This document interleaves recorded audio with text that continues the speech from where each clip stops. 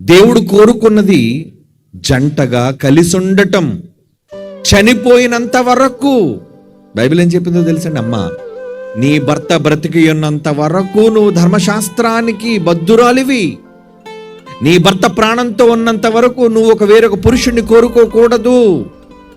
నీ భర్త చనిపోయాడా, ఓకే, నువ్వు విధవరాలిగా అయిపోయావు కదా, నువ్వు వేరొక వివాహం చేసుకున్నా తప్పు లేదమ్మా. అలాగే భర్తతో చెప్పాడు, నీ భార్య బ్రతికి ఉన్నంత వరకు వేరే వివాహం చేసుకోవద్దు నువ్వు. అంటే ఇంత చక్కటి నియమావళిని, ఇంత చక్కటి విధానాన్ని బైబిల్లో దేవుడు ఎందుకు ప్రవేశపెట్టాడో తెలుసా? ఈ సమాజం తనది గనుక, ఈ కుటుంబాలు తనవి గనుక. కుటుంబాల మధ్య మనశ్శాంతి లేకపోతే, కుటుంబాల మధ్య సఖ్యత లేకపోతే, నెమ్మది లేకపోతే అసలు మానవాళి నిలబడుతుందా? మానవ జాతి నిలబడుతుందా చెప్పండి? దేవుని పిల్లలారా, అలా కాకూడదనే దేవుడు బైబిల్లో హెచ్చరిక చేశాడు. మిమ్మల్ని నేను కలిపి ఉంచుతున్నాను, ఎందుకో తెలుసా?